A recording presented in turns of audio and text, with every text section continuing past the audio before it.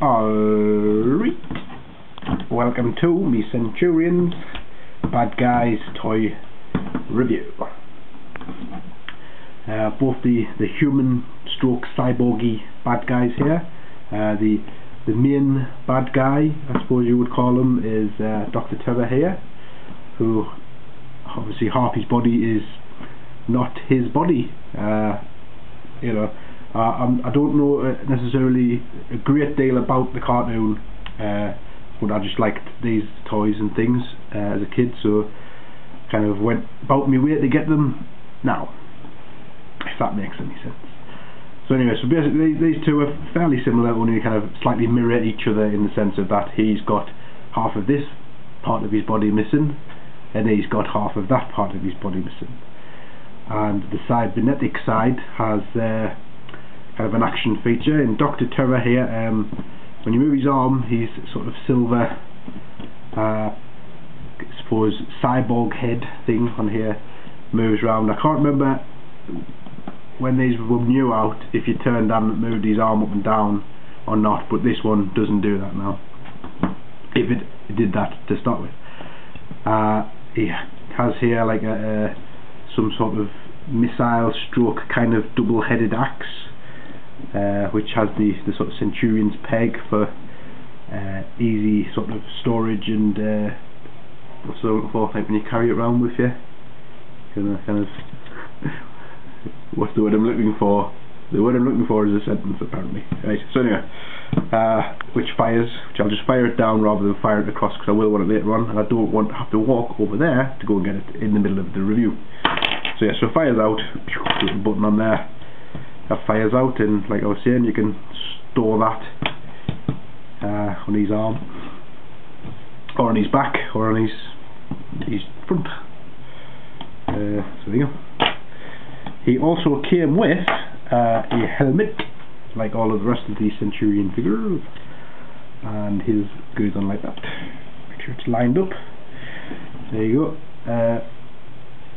I always thought it was quite weird that he had two eye holes and only one eye, but I'm assuming he had the helmet before he had the accident which made him have no eye, and just figured, it still fits on my head, so I'll just keep wearing it.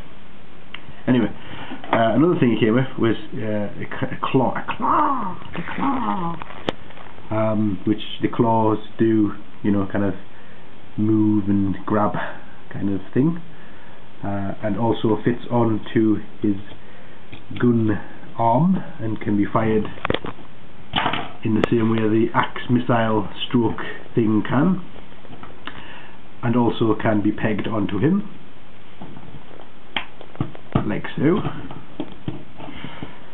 But what's super cool about this is that you can attach the axe missile thing into the claw thing and have a super claw axe combo thing, which I think looks particularly nice, and you can even use it as a little walking stick because it's just long enough to use as well. It fell out. So that's the accessories stroke weaponryness to him. They also can sort of eject or detach from their robotic part, which that kind of freestands quite nicely, and he kind of then can crawl around on the floor till someone picks him up. I do believe if you're good at balancing, you can get him to stand up. I have done it before, but there you go, so you can, hey, ta-da! You can see some of these metal imagery kind of components inside there. This peg, which I will call that a male peg for obvious reasons. It's a shame that it's kind of there. I know obviously if it wasn't there, it wouldn't really connect very well at all, but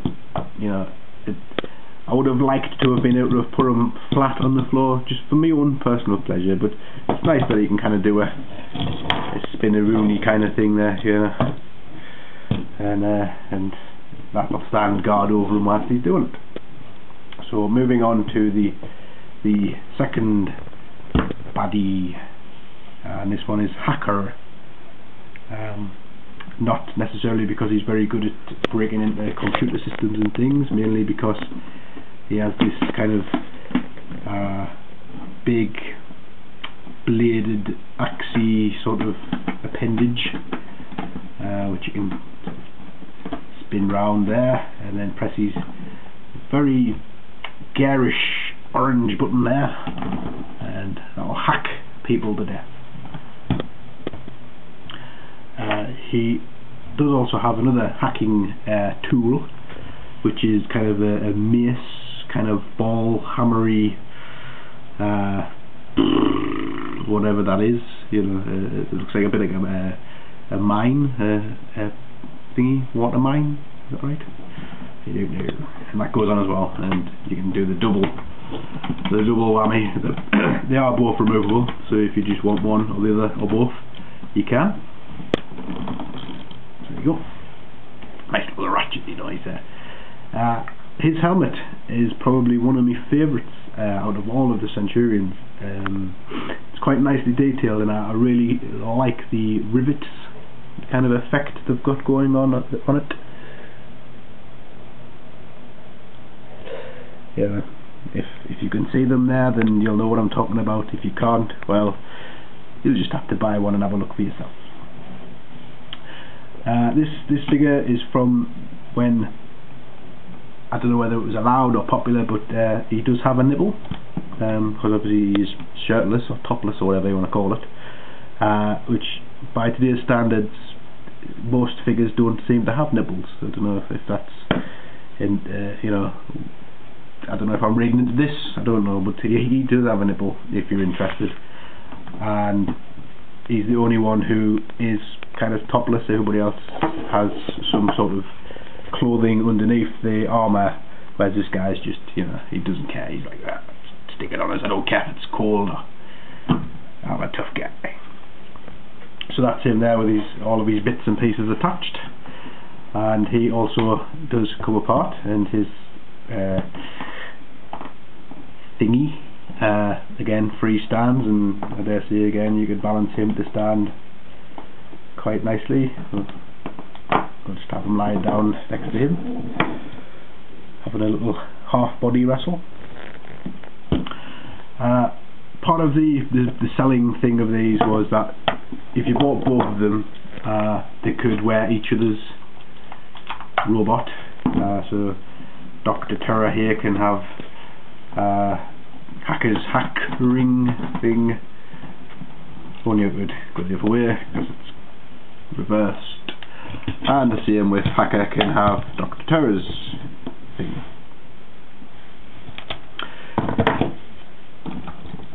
That was a fun of this, like, right. And you can even then join the two robot parts together. Not that great because the feet kind of, you know, not so much like one of the wind-up kind of walking toys which cross the things over. It's more just collide into each other. So, you know, you can maybe do that, you know, sort of walking kind of pose, sort of going down to the shops for a newspaper kind of thing going on. And for me, the biggest letdown, I don't know if this was done deliberately or not, but I would have liked or possibly loved to have seen if they'd possibly put that further down on him so that these two could have joined together. That would have been brilliant. You know, kind of them two, Siamese twin style, you know, excellent. Unfortunately, both their male parts sort of bash into each other, and there's just, you know, there's no way you can make him insert him and vice versa. I mean, you possibly can maybe get a little down the bottom there, so, you know, but that's pretty much the there you go, that's the evil people from the Centurions. So hope you enjoyed that, and I'll see you next time. Goodbye.